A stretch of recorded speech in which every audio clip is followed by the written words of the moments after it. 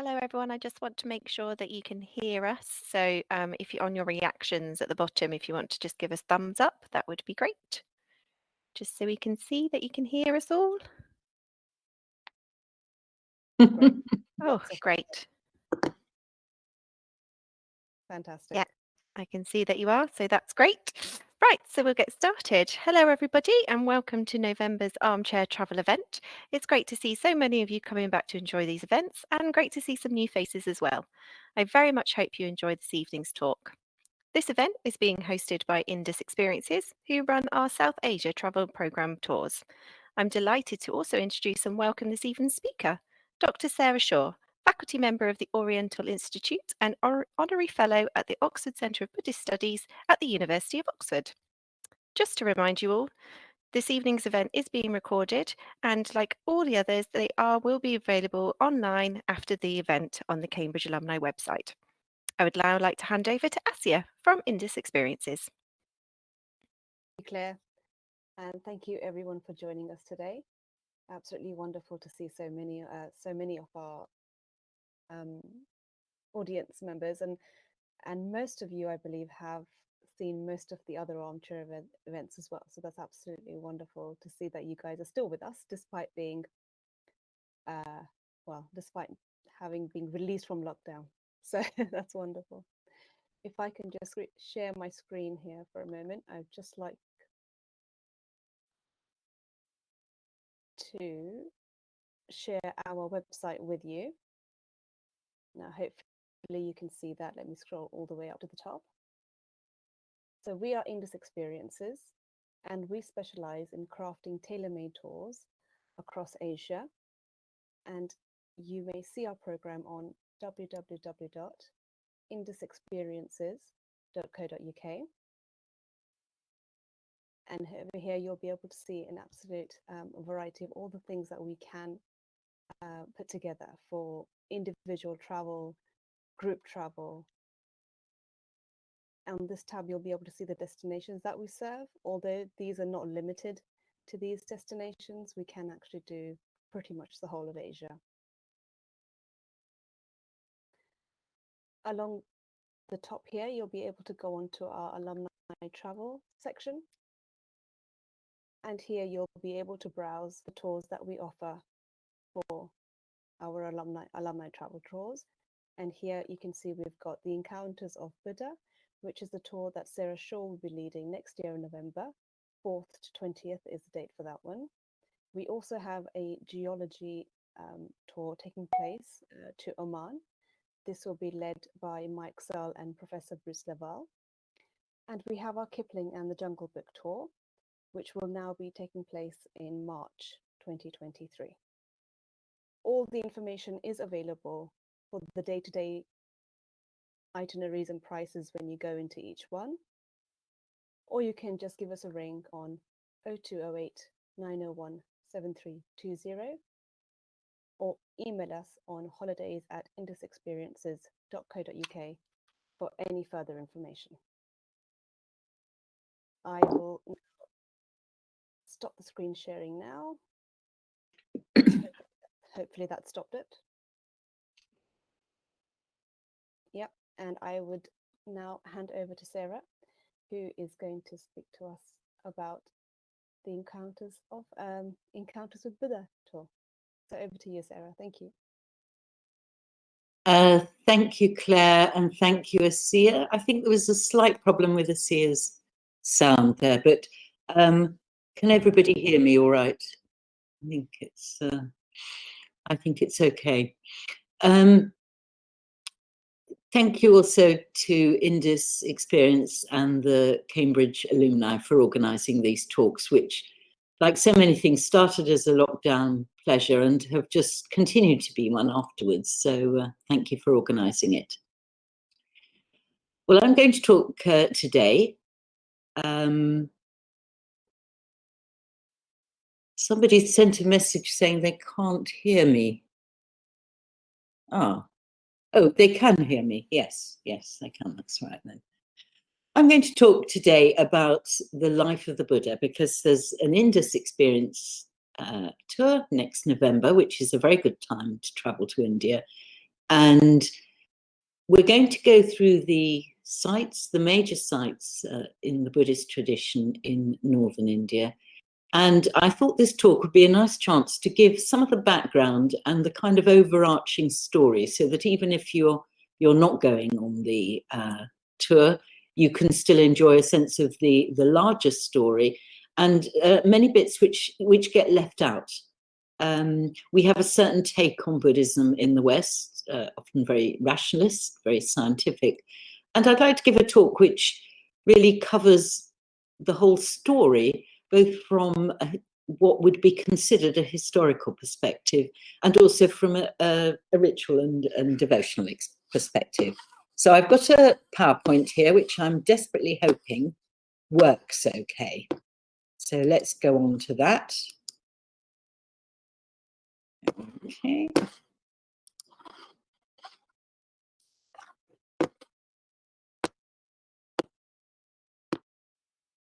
Now, can everybody see that? I hope so, yes. I need to go back. There we are. Right, so here we have, I called it a sacred geography because that's what it is. The notion that a landscape can bear the imprint of the person who travelled on it, and that by visiting the sites that person travelled upon, often by foot, the Buddha would have walked, in fact, all the time by foot, then one can participate somehow in his story. And so here we have some people at Bodh Gaya, considered the most holy site of all. And this is a new statue of the Buddha, which was commissioned for the 20th century. And he's sitting in the meditation posture, the samadhi posture, which is particularly associated with Bodh Gaya. So I'll talk a little bit about that as we go along. So here we have an extract from one of the earliest Buddhist texts, the Mahaparinibbana Sutta. Oh, there seems to be a slight glitch at the top. There are these 4 places on Anda which can be seen, Lumbini shouldn't be there, that produce urgency in a faithful man of good family. Which 4? Thinking here the Tathagata was born, and the Tathagata means the thus gone, the one who's gone to thusness, who's realized. Ananda, here that is a place to be seen that produces urgency in a faithful man of good family, or a faithful person. Ananda was the Buddha's close attendant who accompanied him throughout the latter part of his teaching career. So many of his discourses, particularly where he's talking privately to somebody, are with Ananda. Ananda was a very faithful and kind carer, really, in his last years. So the first place is Lumbini, which is just into Nepal. And this is slightly questionable as a location, but only slightly. It does seem historically to have been regarded as the birthplace of the Buddha. 2, thinking here the Tathagata awoke to unsurpassed and perfect emancipation. That is a place to be seen that produces urgency in a faithful man or faithful person of good family, and that's Bodh Gaya. Thinking here the Tathagata set, oops, I'm sorry, this is, I clicked that by mistake. Tathagata set rolling the wheel of the teaching. This is the first discourse. And this is the dear part of Disipatana, and that's Sarnath. And here the Tathagata found complete emancipation, freedom, in that element of emancipation, nirvana, which has no basis remaining in attachment. So he is completely free of anything that binds him. And that is a place that's good to visit. These are the 4 places, Ananda, that can be seen, that produce urgency, samvega, it's enthusiasm, urgency, a sense of energy to follow a spiritual path in a faithful person. Whoever, Ananda, will die on pilgrimage to these shrines with a heart made clear through faith, they will, after the breakup of the body, after death, re-arise in a happy destiny. a heaven realm. Now, we're obviously hoping the death rate's pretty low on the tour, but it's quite encouraging to hear that. And if you don't go, I should also say that the Buddhas, later on in that conversation, downplayed any sense that people had to go on pilgrimage. It really was something that people could do if they would enjoy it and like it, and it would arouse faith. It's a very good thing to do, but it's not essential. And so it's unlike some of the other traditions in that regard. I'm sorry, I'm having problems with my oh dear. There we are. So here is the pilgrimage cluster in India. It took me quite a long time to work out why the birthplace wasn't there, and I realized that the key is in the title, because the birthplace is just into Nepal. So this is Buddhist pilgrimage locations in India. And you will see they're all clustered together. The Buddha did walk by foot, and so they're all very near to one another. But one or two places that the tour will be visiting, like Sanchi, is further out towards the west. But that is really the cluster of areas, Varanasi, Sarnath, Bodh Gaya, Kushinagar, and the Buddha's birthplace in Lumbini, which we're looking at. Now, I'd just like to say a few things about the life of the Buddha and how it's been perceived. And I think this is where people don't realize sometimes that the Buddha is not being worshipped as a god in India. I think there are some attributes of him which do become much more godlike in Eastern Asian Buddhism. And given that a lot of Eastern Asian Buddhists go to these holy sites, there is an element of that. But the primary thing is that the Buddha is a human being, and he is not a god. And he represents the full potential of the human body and mind. So the life of the Buddha serves a lot of purposes in this way. The first is just a simple historical and biographical element. There was no actual biography of the Buddha in his own lifetime or even immediately afterwards. The ancient Indians did not really think of biography as a particularly interesting thing. They thought much more in terms of lineage histories and Vangsas. And so what we get are just early stories that are later collected together into poems and narratives that vary slightly, but have the basic features there, which I'll talk us through as we go through. And these narratives have great mythic and cosmological layers. People sometimes think they've been put in by somebody who's just trying to embroider the life story. But these will have been there from the outset. The ancient Indian worldview was that there were gods throughout the universe representing higher rebirths, and we could be reborn there if we did good deeds. And also that we're all in the middle of thousands and thousands of lifetimes, and the Buddhist path is a way to find freedom through them. And I think we need to know this when we look at the Buddhist sites, because you find mixed up with scenes from the Buddha's last life as scenes from all his past lives, and they sort of all spill out into each other, which makes it very wonderful in terms of a very rich and highly differentiated narrative. The Indian view of time is very different from ours, that when you do a good deed, you're, if you like, contacting or being aware of all the times in many past lives you've perhaps helped somebody. It's got this great richness and echoing sense, which is communicated in the temples. There's also a meditation, the Buddhanusati, which is, you will see people doing throughout Buddhist regions, which is to chant the Itipiso chant, remembering the qualities of the Buddha, and remembering that these are attributes we can all aim for and admire, and that by doing so, we will start to find them. There's also the 32 marks, and this is the iconography. So that any Buddha figure you see, if you look at the gesture, you will see what and the marks on the body, you'll see a particular time in his life story. So the 32 marks are physical and sort of emotional or psychological marks that are evident in the body, and we'll look at those, as well as what we could call a taxonomy of mudra. If you see a Buddha in a particular posture, like the Samadhi one at the beginning, that is the posture of meditation. So the mudra shows us that if we look at a Buddha figure in that deep meditation, we're looking at a Buddha at Bodh Gaya.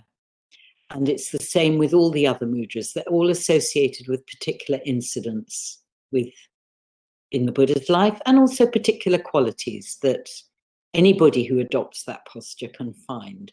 So anybody who adopts the Samadhi posture, it is said, will find some sort of calm. And then there's this overarching narrative, the quest through many lifetimes. And of course, this is what invites each person to feel that they're part of the whole thing. And this is a crucial element in stupas and temples and monasteries throughout the Buddhist world. When you're looking at all these past lives, it's as if you're being invited to see your own life as one of many, many lives, and that what you do now will affect your rebirth. So in a way, the past lives may be there to give you your character, but it's what you do now that will affect your future rebirth. And the sites then offer a focus for ritual and meditation and pilgrimage. So if we go back to that Bodh Gaya one, we can see some of the 32 marks there. The hair between the eyes, the eyebrows, the anulome, that denotes somebody of great truthfulness. And he's acquired this truthfulness for many, many lives. The turban crown denotes someone of great leadership. The evenly rounded shoulders denote somebody of great calm. Now, the interesting thing about these things, of course, are the things that a normal human being can do. We can speak the truth, even though we may not be aware of what is sometimes called the third eye. We can lead, and we can have evenly rounded shoulders at a very physical level. And the first of the 32 marks is that the Buddha walks with an even tread and puts his whole foot on the ground as he walks.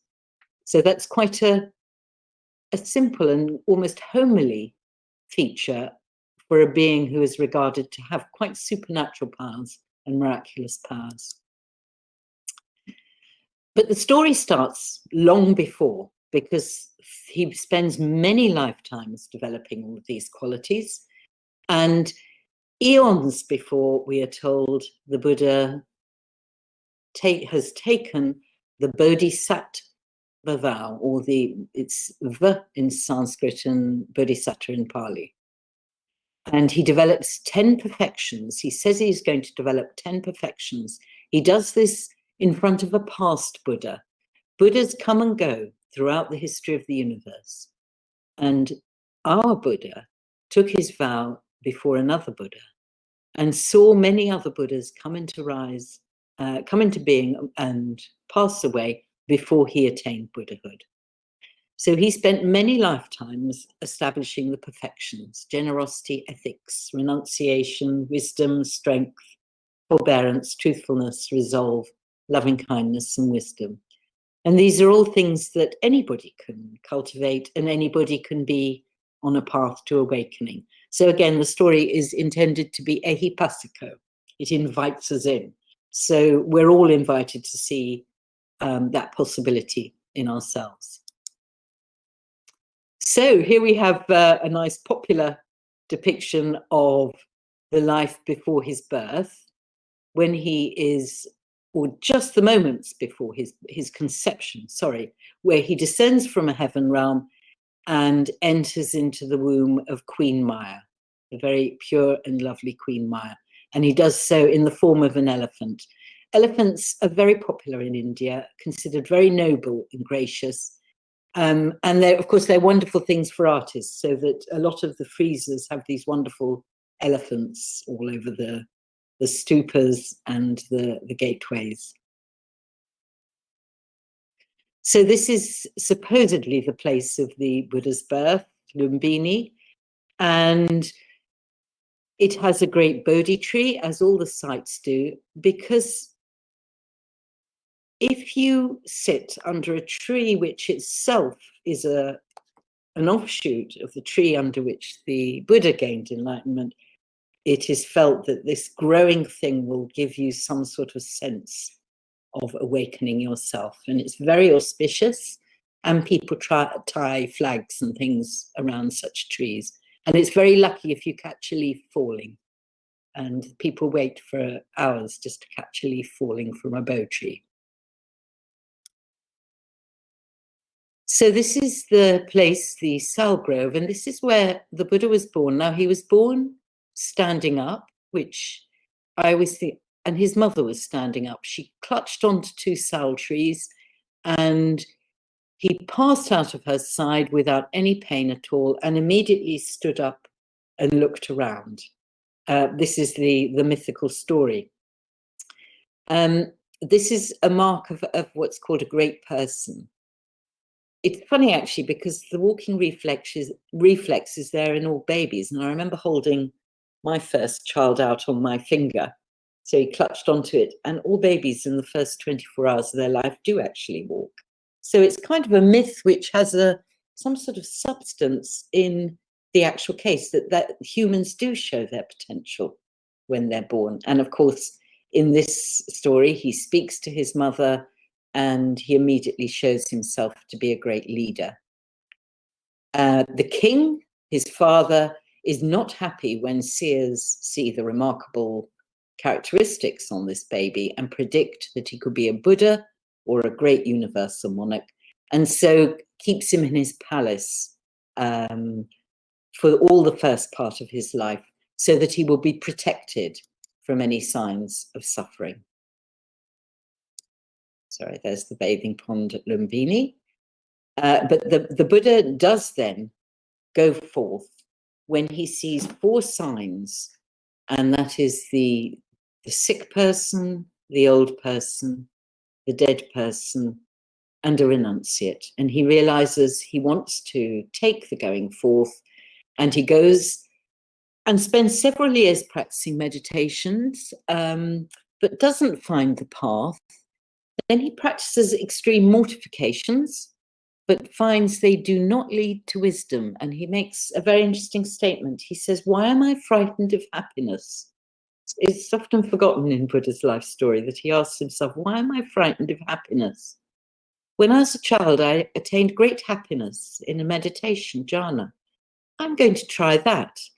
And I'm going to eat some food and see if that helps my meditation and for me to find wisdom.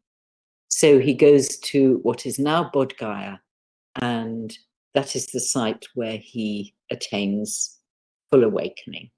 And here's the great Mahabodhi temple there. So this is 5th century, but the site was visited by King Ashoka. And sorry, there should be a dash over the S there. And he was so awe-inspired by the Buddha that he tried to be a king rather like the universal monarch that the Buddha could have become. He had been very violent in the early part of his life, and King Ashoka changed his ways and became, we think, a Buddhist, because he puts Buddhist signs and monuments up throughout India and encourages people to live by the Dharma, by justice, and to do good things and to be tolerant of all religions. So let's go on to the next one. And there is now this isn't the original tree. And I think what it did was an offshoot went somewhere else, and then it was brought back. And it is much debated as to whether this one is actually connected to the original tree, but it is felt to be the original tree where the Buddha gained enlightenment. And he did so as a human being, not as a god. There's a little Buddhist text that says that if you live in the heaven realms, it's like being in a palace. If you live in the animal realms, it's like being in an unhappy place, a bog or something. But if you live in a human realm, It's like being in the shade of a large tree. The human realm is the best rebirth to gain awakening, and the only one where you can become a Buddha. Now, we haven't got any pictures of the original temple at Bodh Gaya. So obviously the temple isn't there, though we have the remains, and there are very ancient remains from a slightly later period. But oddly enough, the temple at Sanchi does show us, this is intended to depict Bodh Gaya. There's the tree and the temple behind it with those 3 turrets. So that is clearly what it looked like, with all preeminence given to the tree. That is the central aspect of the picture. So that's shown at Sanchi. I have a slightly wobbly PowerPoint connection with this, so I'm moving on sometimes. But I love the way the figures and nature are so organically intertwined in this, that the tree is right at the heart of the human and the divine activity. There are gods garlanding it in the skies, and it's got this wonderful organic sense of interconnectedness you get in Indian art from this period. It's been influenced by Gandharan art, but sort of Amaravati style, I think we would call it really. So it's very vivid, and aspects of nature are sometimes stylized, but they are omnipresent and often dominate the visual field. So there's a strong sense of connectivity with the environment and the villages around. And that would have been the case in ancient times. There we are. So then we move on to Sarnath, where he, after gaining awakening, he thought at first nobody would understand it. So he wasn't going to teach, but then he decides to teach 5 ascetics who had been practicing mortifications and disapproved of him taking so much food. And as soon as they saw him, they realized what had happened, really. And they become the first followers, the Sangha. And so there's a site at Sarnath where this happened, this first discourse. And here is a standing Buddha in the Abhaya Mudra. He's allaying fear. And this is a 5th century one. And here is the stupa where the teaching was supposedly given. And as you can see, people are looking around, and this is setting in motion the wheel of the teaching. So the first discourse, which may be a slightly later composite of what people felt he gave as the first discourse, it is traditionally regarded as the first teaching of the Eightfold Path to freedom and the middle way. He'd tried mortifications, and this is where his life story enacts the middle way. He'd tried mortifications, he'd tried wonderful sense desires living in a palace, and he finds the balance, this human balance, a bit like being poised between the lower realms and the higher realms I spoke of, like being under the shade of a tree. It is the realm where we have the most access to what is above and what is below, and we find it through this middle way, the teaching of the path to freedom. So he teaches the 5 ascetics there at the Dhamak stupa. And there is also here, and this is ancient. Stupa is it's really connected to the word something established or firm. And there seem to have been pre-existing structures in India, a little bit like Buddhist stupas, but the shape, which is often a rounded shape, is one that becomes peculiarly Buddhist, and becomes Dagobas in Sri Lanka, and leads on to the pagoda in East Asian Buddhism. And this mudra tells us that we're at Sarnath. So if you ever see a Buddha figure in this mudra, this is teaching the turning the wheel of Dhamma, it will be connected to Sarnath and his first teaching. And as you can see, he's got the 32 marks, the turban crown, and even shoulders, the feet that are very level, and the hands that are very graceful and well balanced. So we can see many of the attributes traditionally assigned to the Buddha there.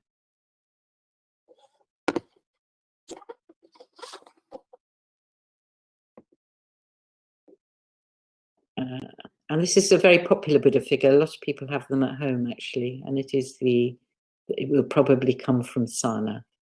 And the halo is something which seems to have been introduced possibly by Alexander, but we don't know which way the flow went.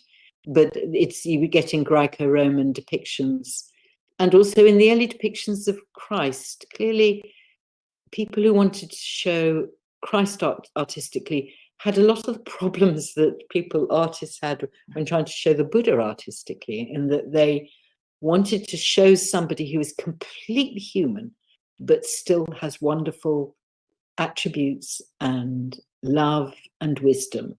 And the halo is taken as a kind of representation of that. And of the wheel, the Buddhist wheel of Dhamma. After he's taught them, he goes to teach his own family and his wife and his son, who all eventually become awakened too. And the Shakyans were actually not that welcoming at first. Some of his relatives were a bit snooty that he'd become a monk, but they did listen to his teaching, and a lot of them became enlightened as well. So he did return to his family and give the teaching to all of them. And that was really one of the first things he did.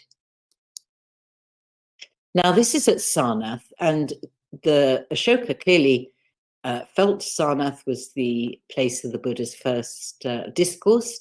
And we have the famous Indian lions on his pillar, facing in 4 directions. So they are protecting all 4 directions. And underneath them it's called the abacus, is an elephant, a horse, a bull and a lion. And these are protective animals. So it's a column to protect. And underneath that is the inverted lotus. So Ashoka set these columns to show how his benign kingship would protect everybody around. So a very impressive thing to do, this establishing his teaching in his rule. And we have the 24-spoked wheel here, which could be the 24 causal relations in Buddhism. I don't think we know for sure, but it's likely it is the Patana. It's the highest book of the Abhidhamma, the means whereby everything is connected to everything else. It also denotes, of course, the wheel of the universal monarch. A wheel was his great symbol, which he could send in any direction he wants, in the sort of magical vocabulary of the universal monarch. And it also means that his authority extends like a wheel. It radiates out, ripples out in all directions. So Ashoka became very devout and wanted, it seems, to model himself on the great universal monarch ideal that was described in Buddhist texts.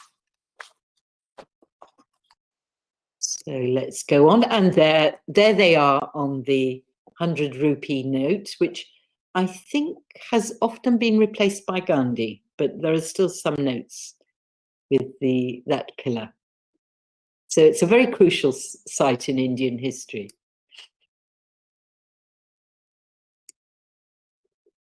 And then we come to the death of the Buddha. He had a long, long teaching career, and this is the parinibbana, the death, which is called the entrance into nibbana. It's when he leaves his physical body completely. And the mudra always associated with this, the gesture, is him lying down in the lion posture on his right side with the feet extended outwards. And people often pay homage to the feet, and it's the same in a lot of shrines which show this posture. You see it in Wat Po in Bangkok as well, that the foot is seen as the footprint of what he left behind. And people often pay homage to the feet themselves. And there he is at Kushinagar, the site of his entrance into nirvana and the passing away of his human body.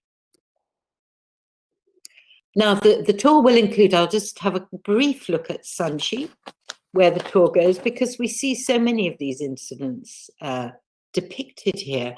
And Sanchi is an extraordinary site because it is associated with King Ashoka as well. All these sites are. And it seems to have had a wonderful sort of relationship with the environment. There's an archaeologist, Julia Shaw, who works in Cambridge and London, who's shown how the communities that built around a stupa, she's looked at the evidence, not just of the stupa itself, but of all the complex, the villages around, and even the archaeological archaeobotany, the plants and things. These stupas seem to have been set in sites which were very rich and verdant, and where people enjoyed a very good relationship with the environment, and they seem to have been very productive as well. So Buddhism was associated with mercantile classes, and there seems to have been rich trading centers and farming around the stupas. And you can see the wonderful detail, which we haven't got time to look at now, in all these. And right at the beginning, I was talking about how the Buddha's life story is interspersed with stories of his past lives. And this is what's happening along these gates. They're different incidents from his past lives, which brought qualities that he brings to his past, to his last life. I'm afraid this is a very sensitive mechanism so that it moves whenever I touch the screen. But you can see the beautiful construction and the great stateliness, really, of this stupa, but also very earthy too. Look at those animals, and there, see elephants there protecting the base of these wonderful sort of lintels and gateway arches that are above the stupa. So a very rich, imaginative landscape. And there you see, just is one of them. Now, this is supposedly the parinibbana of the Buddha. Now, there is a great ancient debate, which I won't, or not ancient debate, it's actually been revived a lot recently. It was usually thought that the Buddha was never depicted graphically in a visual image, and that this wasn't allowed. It's called the iconic theory, until, say, round about the Gandharan period. And you do see coins from Bactria, 1st, 2nd century BC, where they are starting to show the Buddha. But it was thought that he wasn't depicted at all. And this is really not clear. So this was traditionally felt to be the parinibbana, and that the emptiness means that the Buddha is sort of empty, is not there.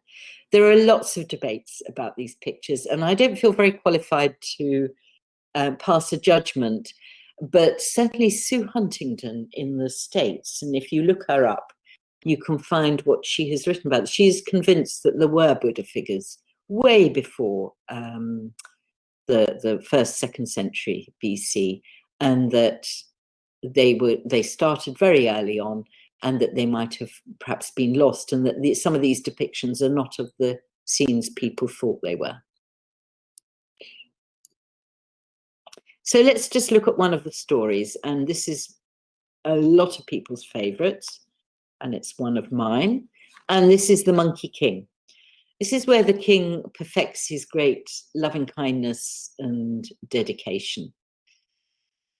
And this is the past life where the Buddha is reborn as a monkey, and he's king of 80,000 monkeys, and they live in it's kind of slightly symbolic story. They live in delightful seclusion in a forest, and they have the most wonderful mango tree. And the Bodhisattva, the Buddha-to-be, warns the monkeys not to drop any fruit into the river, because if they do, then humans and all the people in towns will find them and come and steal them all from the tree. So one day, one accidentally drops a mango into the river and it floats down to the human king in his palace way down the river. And he takes one taste of a mango and is just intoxicated. He said, I have to have more of this. So he sends an expedition and to get the fruit and kills the monkeys, and he follows afterwards. And as they arrive, the Bodhisattva, the monkey, king monkey, sees what's about to happening and leaps from the tree where they're about to shoot with arrows, all the monkeys, right across the river and makes himself into a bridge so that all the monkeys can cross across his back onto a tree on a safe bank further down the river where the king won't be able to get to him. And he has an enemy, Devadatta, who's his enemy throughout many, many lives and in his past life. And he waits till last to cross the monkey's bridge. And when he does, he jumps up and down and stamps on his back so that the monkey is mortally wounded. So this monkey comes down to the ground to die. And the king is so moved to remorse by his courage that he looks after him, he tends for him carefully, and he listens to his dying teachings, which are on he should rule wisely. And we always get this in Buddhist texts, the close relationship between the teachings of the Dhamma, the Buddha, and how to behave in the world, this strong relationship between the laity and the teaching. And the king promises he will be a good king after that. What I like about this picture is the sense that although we have the arrow being shot from the middle, so we have a human in the center, everybody's eyes are looking up at the monkey. So it's a wonderful sort of ecological tale. Now, there is a big debate about whether Buddhism is ecological. And clearly the word had not been invented at the time of the Buddha.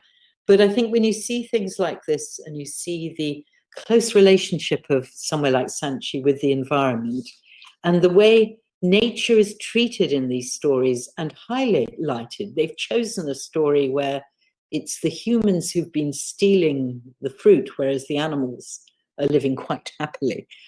It's certainly got a message for the modern times, even if it is not what we would call ecological thinking. But it is mindfulness and awareness of other species, which is central to Buddhism, particularly as, of course, one might be reborn as one of them. And there is this fluidity of movement between species that humans tend to stay humans, apparently, the text suggests.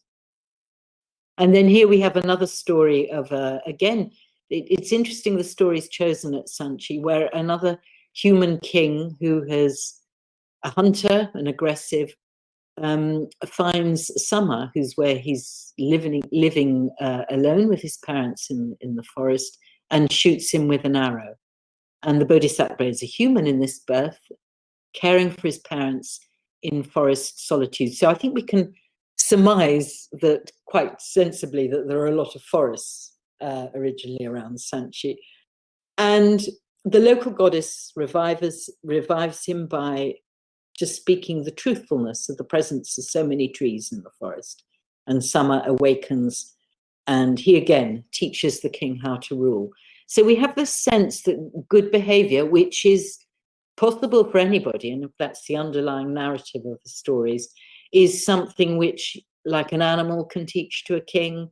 We have this kind of egalitarian ethos because the Buddha completely ignored caste in his order of monks, and he ignored problems of, he said that there was no difference between men and women in their meditative attainments.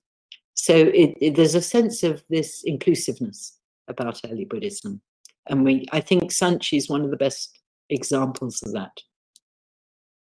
So this is the rest of India. Of course, this is Samsara, and Vanaras.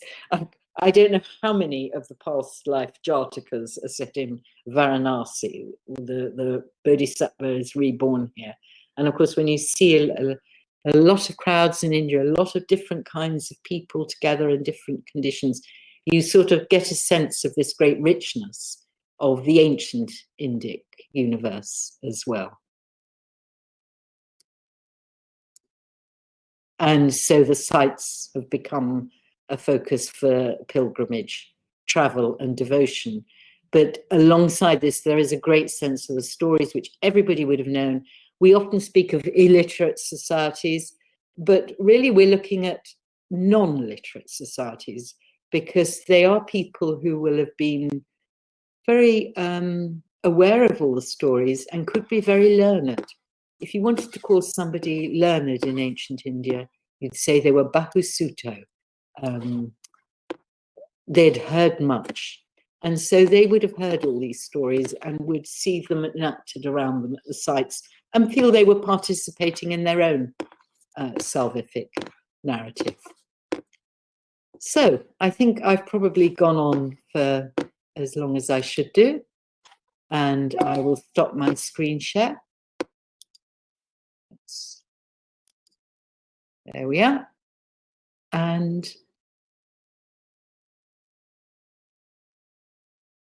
I wonder if we have any questions. And yes, it was a very odd thing. For some reason, we couldn't get the PowerPoint to show me. But in the end, we couldn't do it. And we decided we would just have to show the PowerPoint. So I am here. I'm just looking at a comment from somebody saying we can't see the speaker, only the PowerPoint. It is an anomaly with my, we tried all these things people suggested. It's an anomaly of my aging desktop, I think. So thank you very much for your attention, and I hope you enjoyed the pictures, even if you couldn't see me.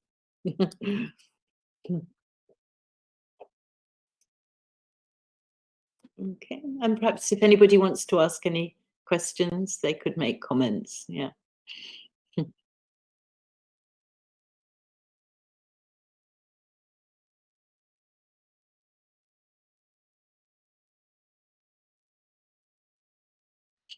I love these floating icons. They're like sort of confetti or something going the other direction.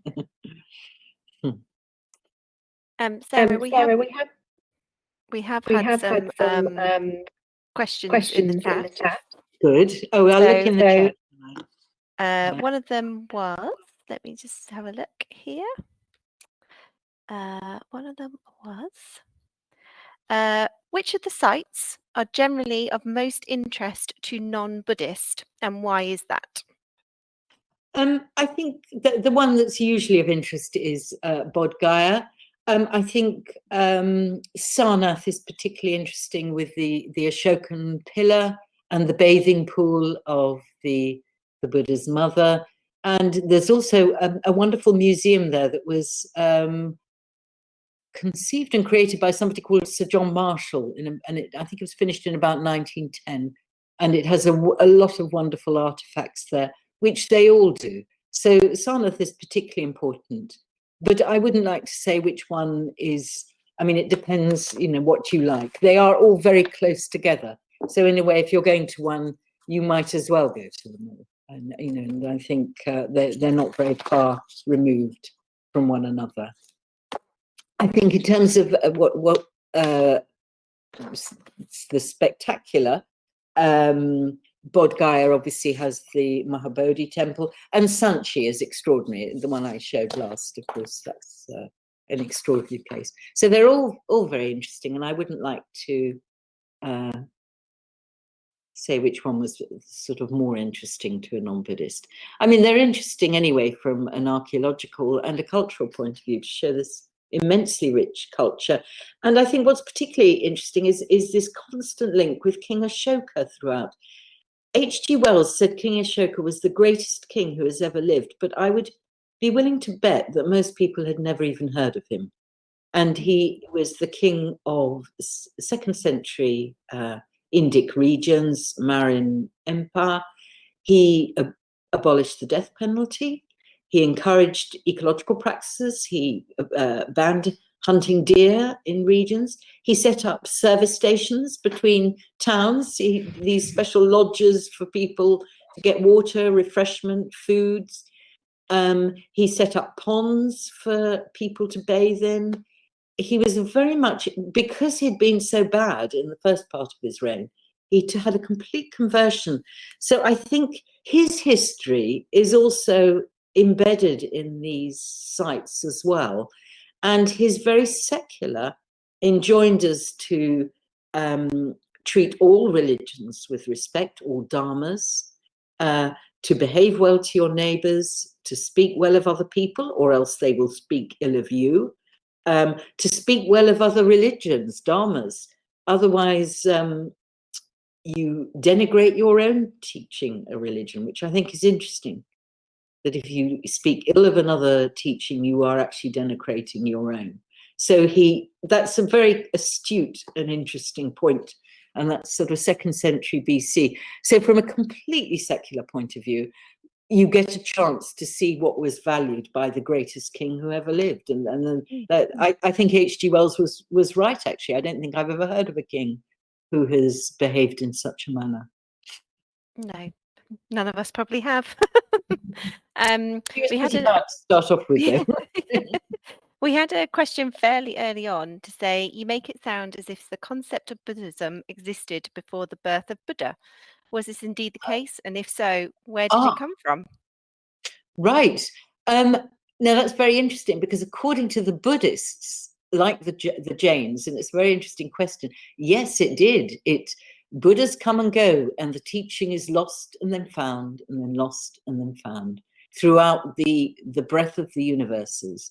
The Indic idea is that universes are the breath, are like the breath. They come into being and then collapse, come into being and collapse. So there's no big bang. It's just gone on forever and ever. And according to the Buddhists, there have been many, many Buddhas before, and there will be many in the future. And I think it doesn't mean that, we'll put it this way, from our rationalist point of view, no, from a historical point of view, Buddhism did not exist before the 4th century BC. But from the Buddhist point of view, it did, and was constantly being found again throughout history. The Jains have the same notion. Yeah. I hope that answers the question. If not, I'm sure they'll ask another one. Another question here. How does the respect for nature relate to the animals like a swamp comment? How does the respect for nature relate to the animals like in a swamp comment? Like, I don't quite understand the question, actually. Like in a swamp comment. Oh, you mean that animals live in a lower kingdom? Yeah, possibly, they do. Yes. And that makes them worthy of compassion. It's not such a good rebirth to be reborn an animal. And that's why at the end of all ceremonies in Buddhist ritual, you pass any merit from the ceremony, any good fortune.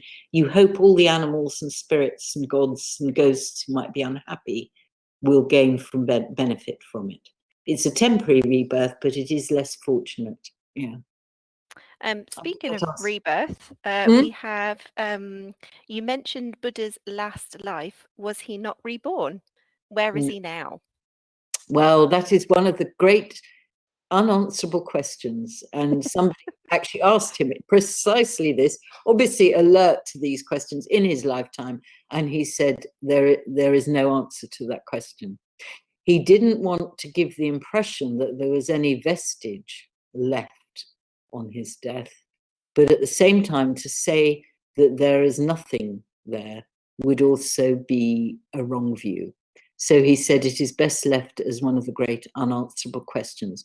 In practice, people think, I think if you go to a Buddhist country, there is a sense that you vaguely feel the Buddha is a presence if you pay homage to him. Yes, sort of that. But not a god. That does come in East Asian Buddhism, but not in the Indic forms. Yeah. Another question that came in was, why are numbers so symbolic in Buddhism and indeed other religions? I don't know, but isn't it a wonderfully interesting question? Anne-Marie Schimmel wrote a wonderful book on this called The Mystery of Number. She noticed that numbers, she was a scholar at Harvard, I think, and she noticed that numbers seem to have much the same sort of attributes across the religions, so that 7 usually denotes a process like days of the week, or 7 factors awakening in Buddhism, or 7 planets.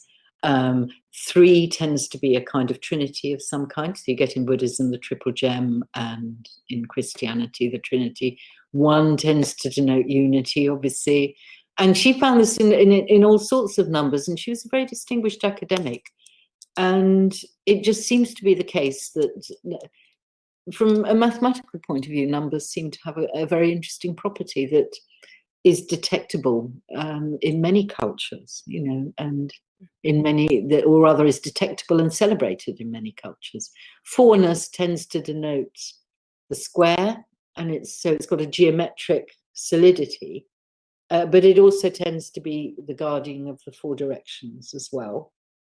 And actually across the board in academia, this is recognised. And the anthropologist Nick Allen used to talk a lot about this in Oxford. You have 4ness as a protection with the 5th element in the middle, the person. And it's wonderfully interesting and fascinating, that whole area. So I think if people are interested, to look at Anne-Marie Schimmel on the subject. So I think we've probably got time for one more question, and I'll carry on the theme of numbers. Can you explain this 3 statue on the 100 rupee and the animals on top? Apparently you cut out during that explanation. So, I wonder how that happened. Yeah, no, what it is we have an inverted lotus. That's at the top of the column. There's an inverted lotus like that.